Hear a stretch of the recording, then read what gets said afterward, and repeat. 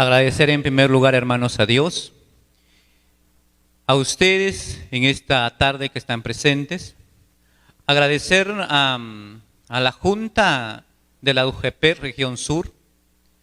Y asimismo, pues, agradecemos a todos nuestros hermanos, amigos que nos siguen a través de estas plataformas virtuales que hoy tenemos a nuestra disposición y a nuestro alcance.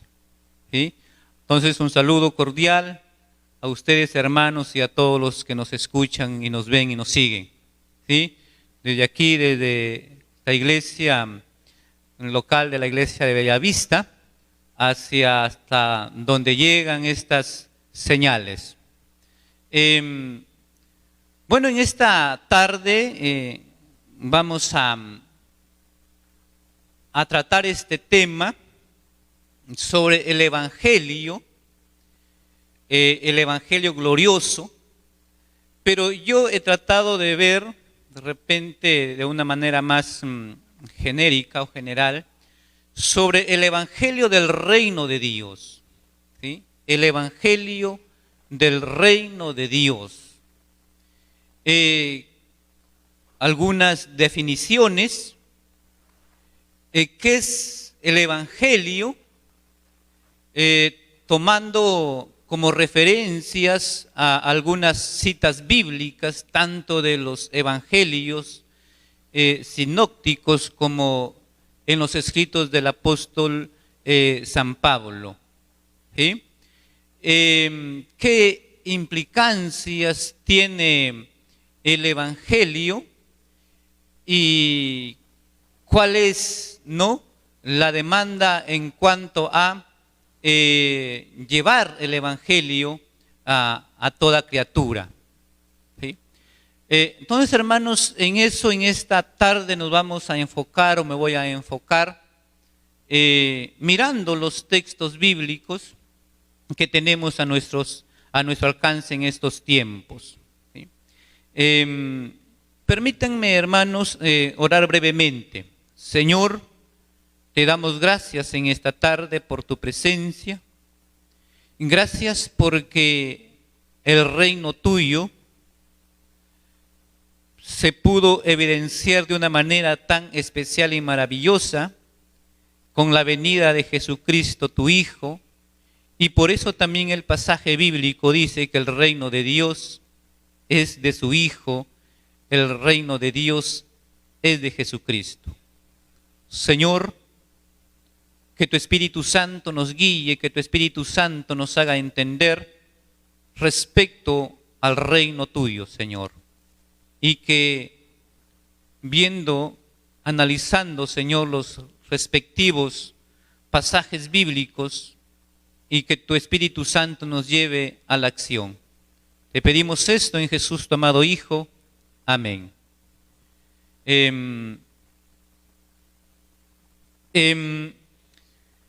Entonces he tratado, hermanos, ahí de ver algunas definiciones, en primer lugar, de lo que significa, de lo que es el reino, ¿ya? O evangelio. Evangelio, hermanos, ya pues viene del Antiguo Testamento.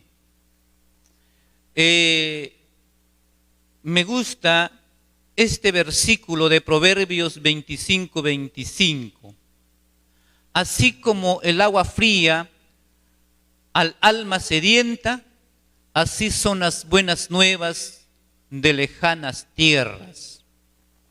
Vemos que ahí hay algunos vislumbres en cuanto ya al término y al significado de que era el Evangelio.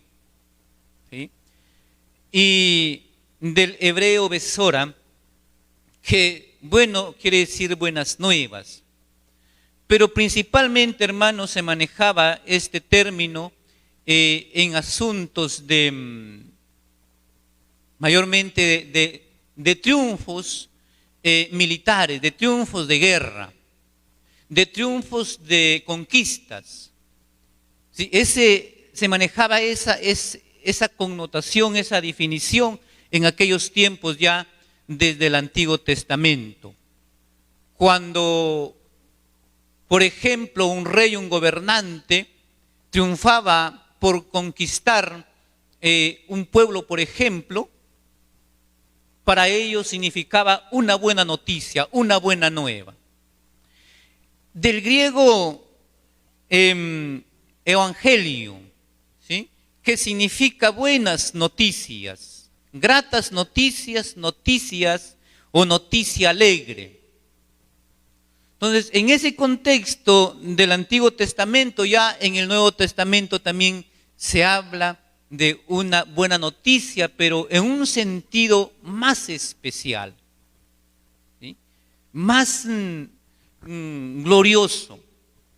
Porque si conquistar en ese tiempo de esa manera, de esa forma, significaba buena noticia, en el Nuevo Testamento, evangelio, tanto en los evangelios de Marcos, de Mateo y en los escritos del apóstol Pablo, principalmente en Romanos, creo que nosotros tenemos una buena noticia.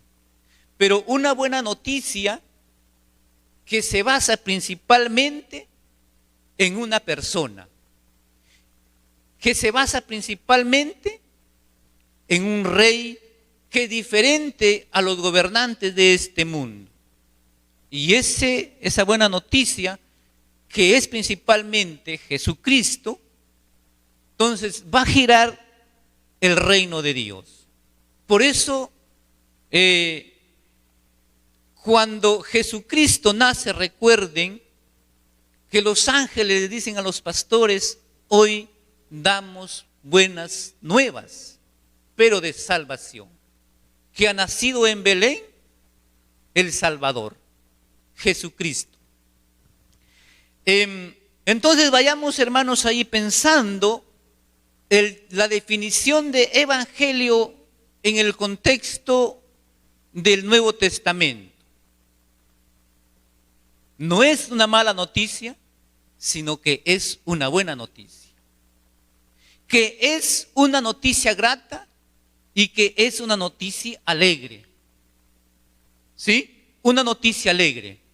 No es una noticia que nos llena de tristeza.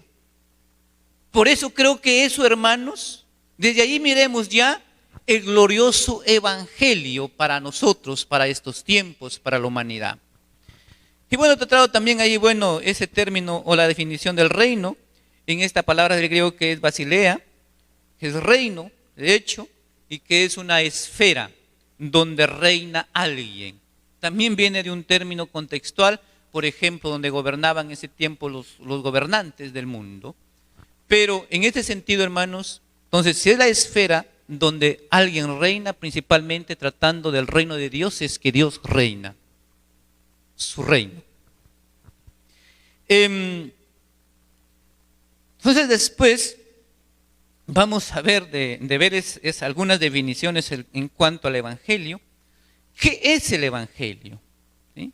Y allí sí he tratado de un poco enfocarme es en el libro de Romanos, ¿ya? Romanos capítulo 1. En Romanos capítulo 1, comparándose o haciendo paralelos en otros versículos de otros textos, de otros libros, he considerado que es el evangelio en primer lugar es de Dios. ¿Sí? Es de Dios. No es de hombres ni por hombres. No es de Pablo. No. Pablo dice que el evangelio es de Dios. Si notamos y vemos ahí el versículo 1 de Romanos, ¿sí? Romanos capítulo 1 y versículo 1. Ahí encontramos, hermanos, que el evangelio es de Dios. El evangelio, y también, hermanos, encontramos en primera de Timoteo, capítulo 1, versículo 11. He considerado solamente esos versículos, que de hecho hay más, pero el Evangelio es de Dios. Pablo, siervo de Jesucristo, llamado a ser apóstol, apartado para el Evangelio de Dios. Para el Evangelio de Dios. Imagínese, hermano, usted, si en el contexto, en el mundo de aquellos tiempos, se decía que una buena noticia solamente la podía tener, por ejemplo, un rey, y que él solamente podía dar una buena noticia. Y como que se consideraba para ellos un evangelio que le pertenecía a ese rey, a un emperador, y por lo tanto para ellos era un Dios minúsculo, un Dios con minúscula para nosotros, ¿no? Pero cuando Pablo, hermanos, imagínense cuando Pablo les dice que el evangelio es de Dios. ¿No será que aquellos oyentes, no eso retoca y retumba los oídos también de aquellas personas que tenían el concepto que solamente aquel que les daba buenas nuevas era un rey, un gobernante? Y Pablo les dice, hermanos, yo he sido apartado para el evangelio, ¿no? Que el evangelio es de Dios. ¿Sí? Entonces, no es de Pablo, no es de ningún hombre y no es por ningún hombre. Entonces, el evangelio, su fuente del mismo evangelio es Dios. ¿Sí? El evangelio es de Cristo, de igual manera, ¿no? Que sabemos que Cristo es Dios, pero el evangelio es de Cristo. Y eso lo encontramos, por ejemplo, en Romanos 1:9, porque testigo me es Dios, a quien sirvo en mi espíritu en el evangelio de su Hijo. ¿Sí? Igualmente vamos a encontrar Gálatas 1:7. ¿Sí? Y el evangelio de Cristo y su contenido central es Él. Y creo que por eso el evangelio se convierte y es ese evangelio glorioso, porque su personaje, llamémosle así, principal del evangelio es Jesucristo. Es Jesús, es el Hijo de Dios. No hay aquí que Herodes, o no hay aquí que Césares, no hay aquí que emperadores, no.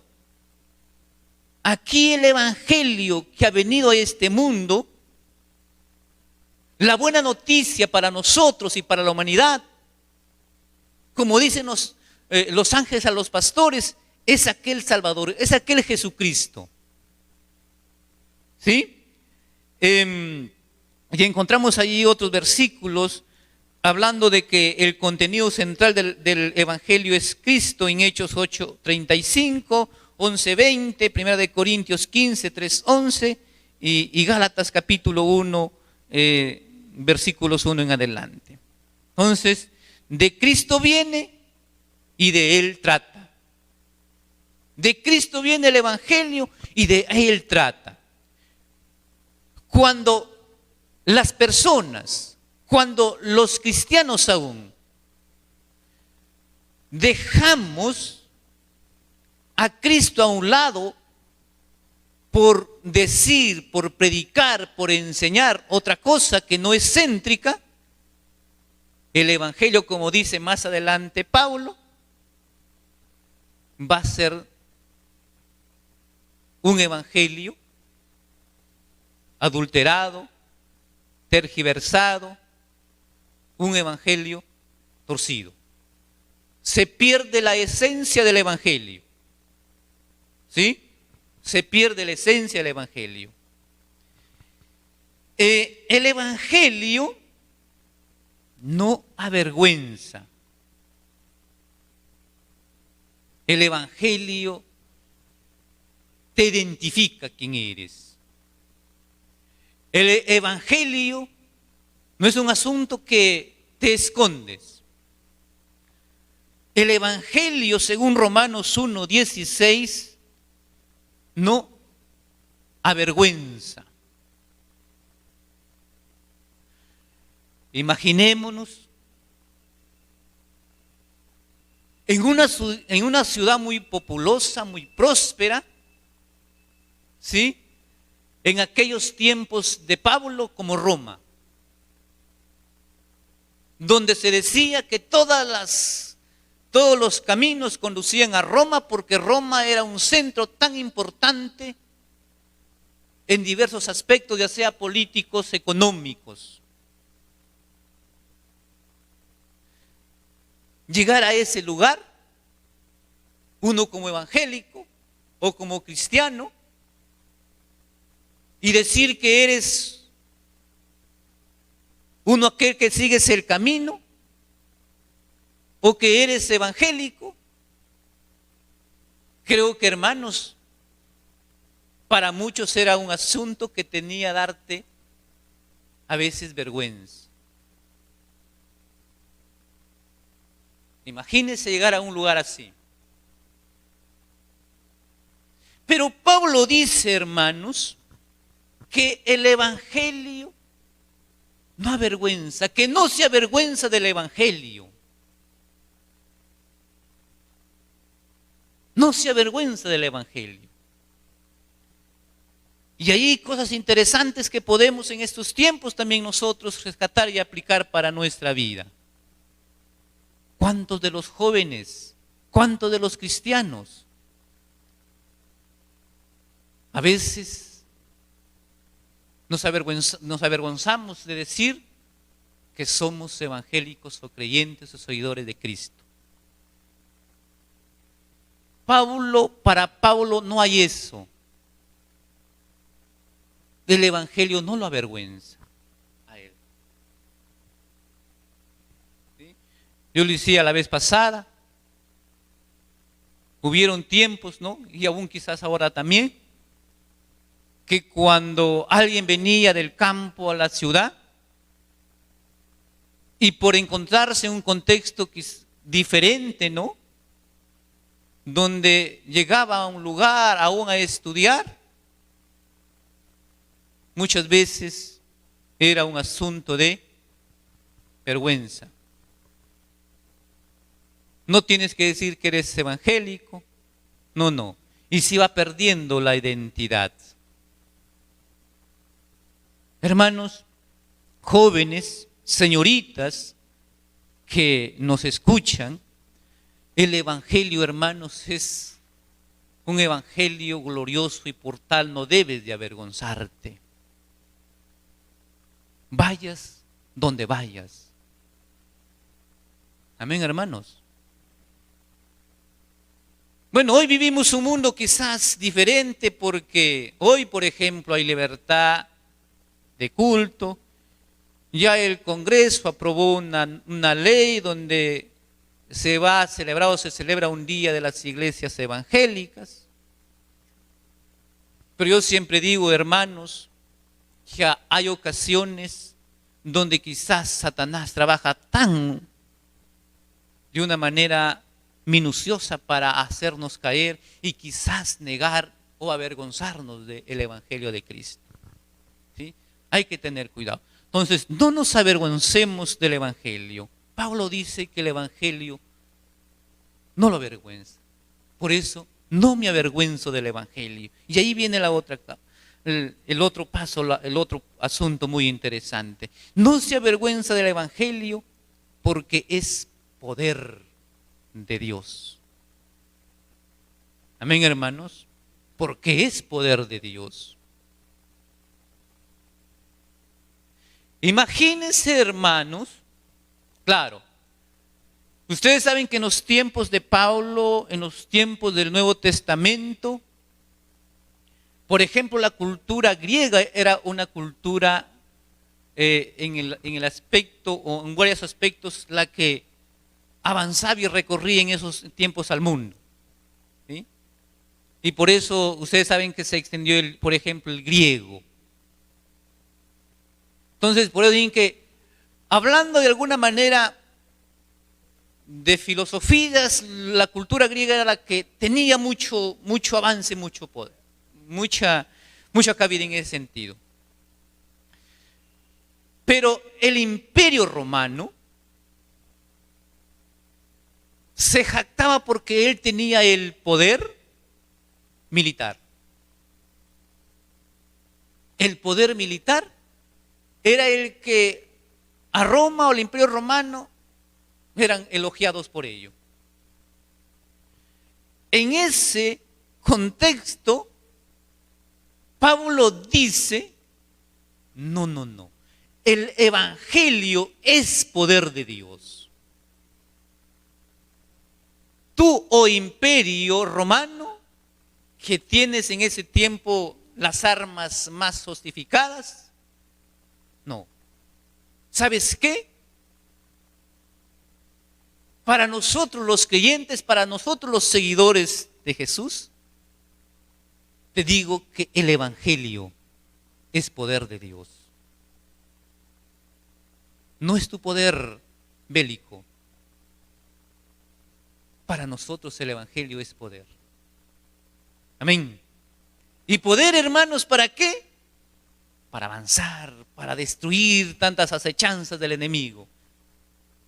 Por eso no se avergüenza, porque el Evangelio es poder de Dios. Avanzo, hermanos.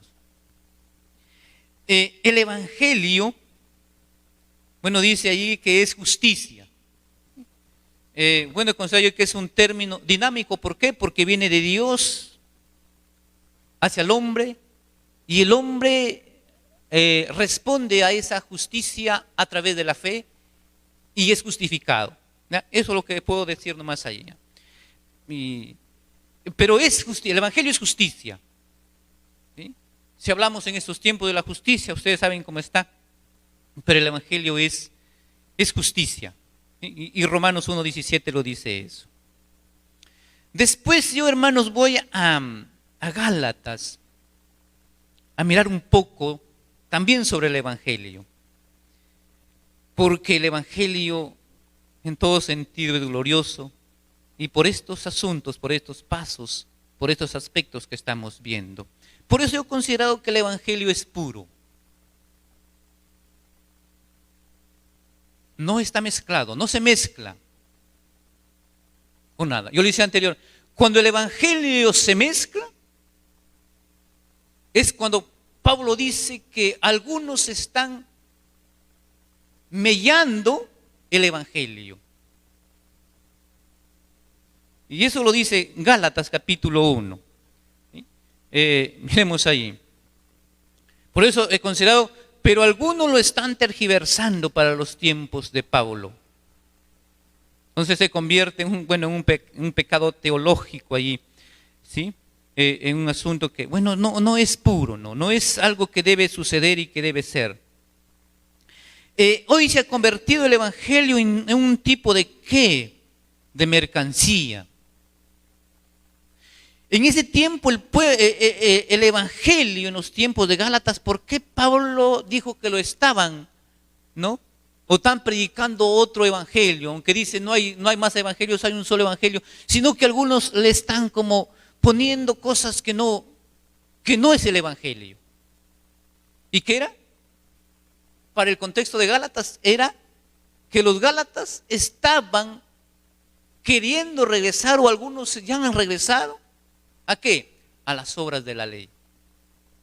Y regresar a las obras de la ley, a regresar a un sinnúmero de leyes, era para Pablo, para el apóstol, perder la pureza del evangelio. Y aquel que hace tal cosa, dice el apóstol Pablo, que sea anatema. ¿Sí? Sea maldito. Miren, Maldito. Porque el evangelio, hermanos, siendo buena nueva, siendo buena noticia, siendo noticia de gran gozo, en los tiempos de Pablo, en la iglesia de Galacia, lo estaban, hermanos, su evangelio torciendo. En estos tiempos, ¿acaso también al evangelio se le está, como dice ahí, volviendo en asuntos a veces de negocio ya?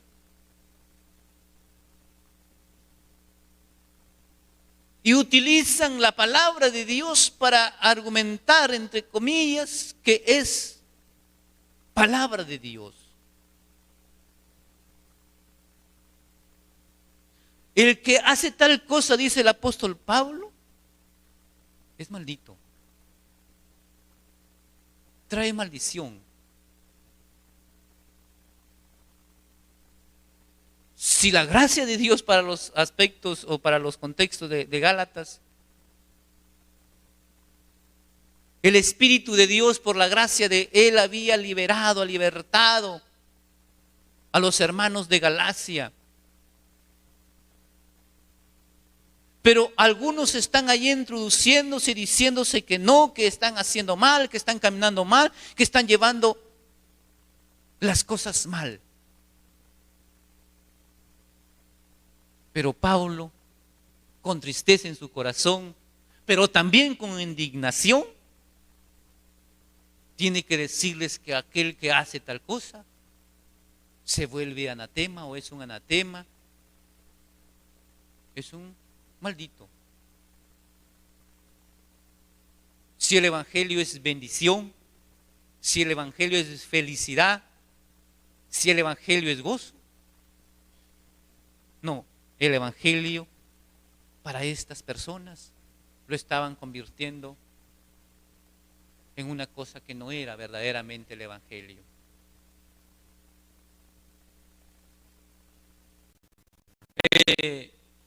Quizás también en muchas iglesias en estos tiempos, quizás también, hermanos, le han puesto al evangelio cosas que no deben de ser. Un sinnúmero, quizás de normas, de leyes, que no te dejan ser libre, que no te dejan ser feliz, quizás. Y eso no es el evangelio, hermanos. Eso no es el evangelio. Pablo dice, ¿qué cosa también? Están que tienes que comer esto, que tienes que beber esto. Eso no es el evangelio. Eso es torcer el evangelio. Discúlpeme, por ejemplo, tienes que vestirte así, no estamos diciendo tienes que ponerte este vestido, este pantalón para el varón, esta camisa. Y a veces se dice o piensan que ese es el evangelio. Eso no es el evangelio, hermanos.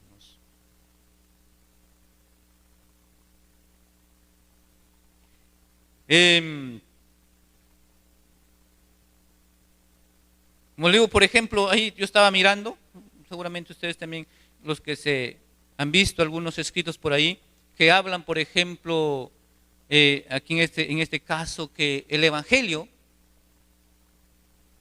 no es negocio, pero hoy se ha convertido en negocio. Que el evangelio también, por ejemplo, lo han centrado más en qué cosas, ¿no? Por ejemplo, en la persona. Como que el pastor fuera el centro del evangelio. Y muchos lo han considerado así. Y eso no es así. ¿El centro del Evangelio quién es? Es Jesucristo. Amén. Él es el centro. Porque Él es el Rey del reino y Él es el centro del Evangelio. ¿Sí? No hay otra cosa. El Evangelio, hermanos, es gracia de Dios. ¿Sí? Hechos capítulo 20, versículo 24. Bueno, es gracia, ¿no? Y ahí, bueno, lo que les mencionaba, ¿no? Los Gálatas estaban, también dice, por volver a las obras de la ley, como comidas, bebidas, todo eso, ¿no? Pero el Evangelio es gracia, hermanos. Es gracia de Dios. No es, vuelvo a repetir, un sinnúmero de leyes. No, el Evangelio es gracia de Dios. En esa gracia, que es un regalo de Dios, pero como es gracia, yo vivo en esa gracia. Esa gracia que yo digo, que siempre le digo a los hermanos, que es un gozo, que es una alegría. La gracia va por ahí.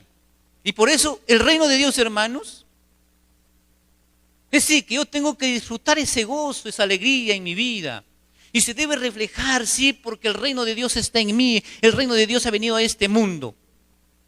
Y como el reino de Dios ha venido a este mundo, yo debo ser feliz, vivir feliz, dice la palabra, ¿no? Esa es la gracia, ese es el Evangelio, es gracia, hermanos. Dice al comienzo, esa es buena noticia, noticia alegre, gratas noticias. ¿Sí? Me convierte en un ser lleno de gracia, lleno de alegría, lleno de gozo. Es decir, la jaraná, ¿no? Del griego jaraná, alegría, fiesta en mi vida. Es el reino de Dios. El reino de Dios no es algo que es, bueno, pesado, una carga, algo aturdido, algo, ¿no? que me agobia. Claro que es responsabilidad, sí, pero es, hermanos, gracia. Es felicidad. Amén. Es el reino de Dios. Lo dice Hechos 20, 24. El Evangelio es un evangelio de paz.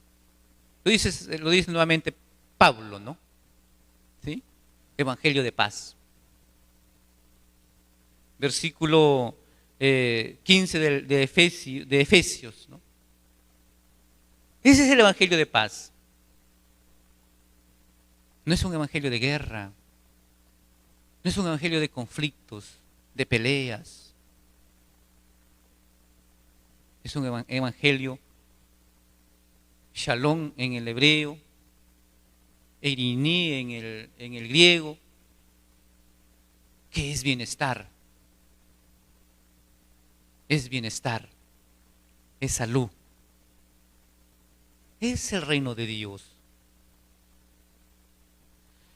El reino de Dios es glorioso o de gloria, ¿no? Una mejor traducción dice que el versículo de Timoteo 1:11 es el evangelio de gloria. ¿Sí? Y la gloria, ¿qué significa, no? Bueno, ahí, ¿no?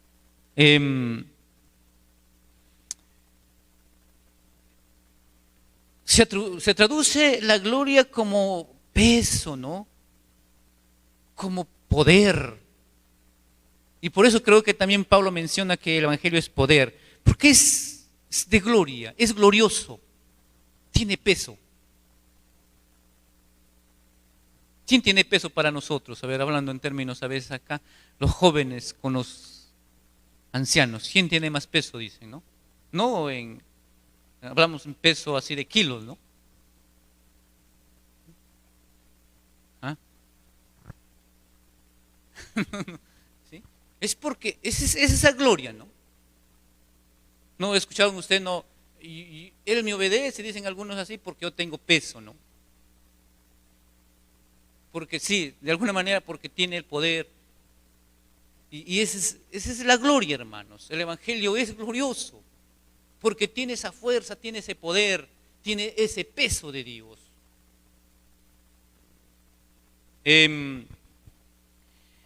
Hermanos, bueno, esos son algunos aspectos que he visto sobre el reino de Dios. 9 ahí, que solamente de alguna manera he hablado de una manera rápida, ¿no? Ahora, ¿qué implica el Evangelio? ¿Qué implicancias tiene el Evangelio?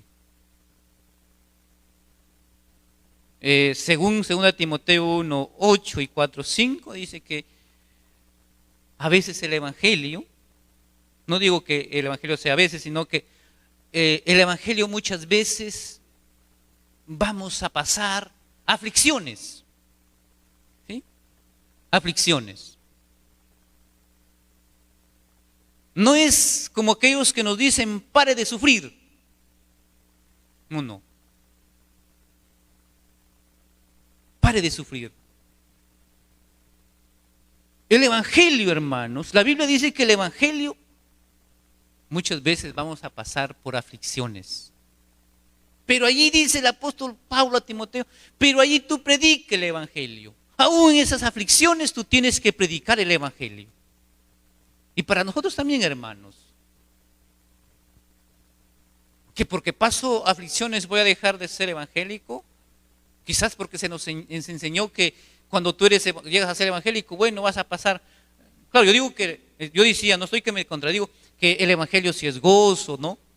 Es esa paz, todo eso.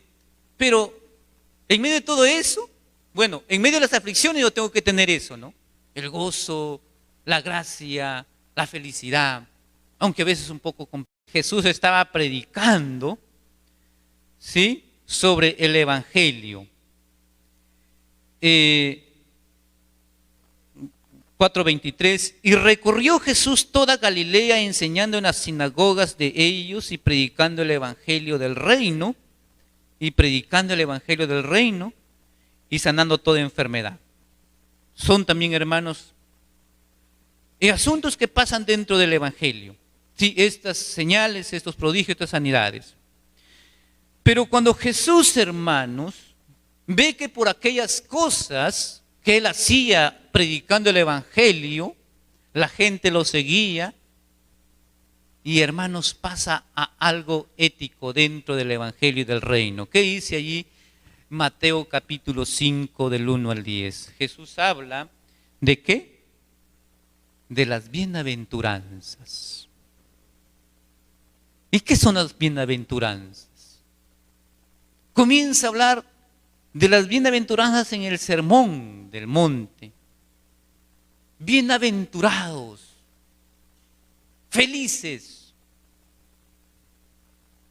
bienaventurados los pobres en espíritu, bienaventurados los que lloran, bienaventurados los mansos, bienaventurados los de limpio corazón. Hermanos, importante que nosotros, ustedes como jóvenes, miremos estas bienaventuranzas, porque esto, hermanos, está implicado dentro del Evangelio y del reino de Dios, porque el Evangelio es del reino de Dios. Bienaventurados, felices. El Evangelio no es para maldición, no es para maldecir. El Evangelio es bendito. El Evangelio es para bendecir. Y yo bendigo de alguna manera cuando vivo y practico estas bienaventuranzas. Y otros valores más, de hecho. El amor, que aquí está reflejado, ¿no? Los misericordiosos tienen que ver con el amor, la justicia, la santidad, los de puro corazón. Eso implica, hermanos, el reino de Dios, el Evangelio que es del reino de Dios. Amén, hermanos. Bueno, el tiempo se ha cumplido. El reino de Dios se ha acercado. Por tanto, dice Jesucristo, ¿no?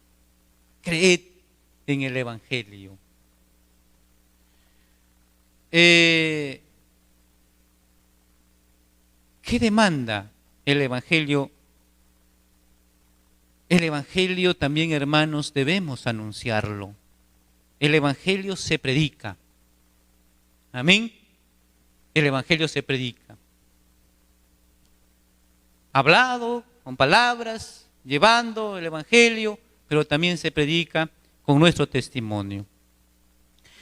El texto de de Marcos 16:15 dice que debemos predicar el Evangelio ¿a quién? A toda criatura. Amén. A toda criatura. ¿Y qué es toda criatura?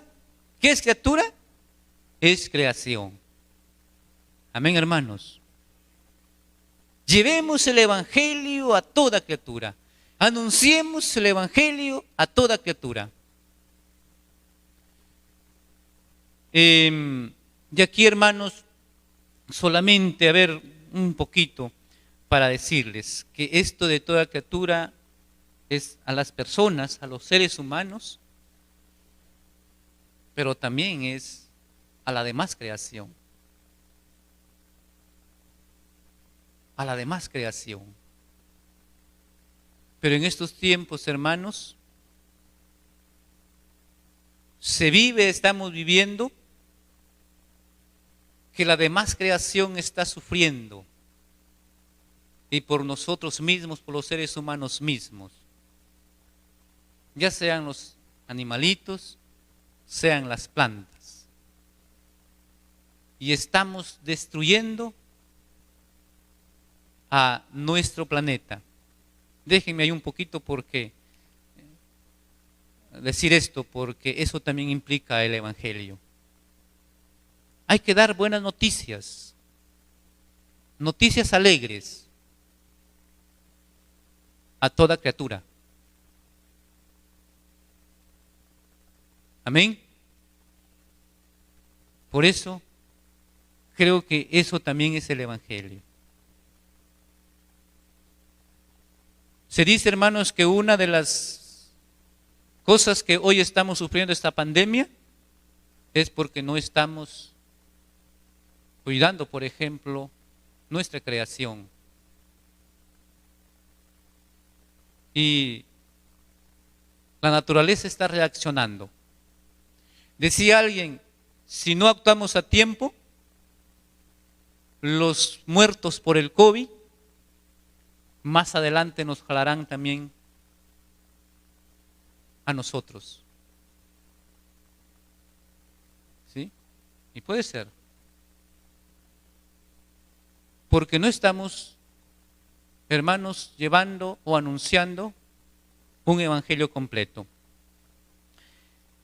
Hemos visto, hermanos y amigos, que el evangelio, partiendo de sus definiciones, es lo más maravilloso, lo más especial.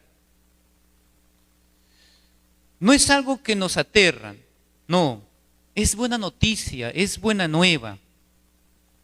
La pregunta es, ¿hemos estado considerando el evangelio tal como es?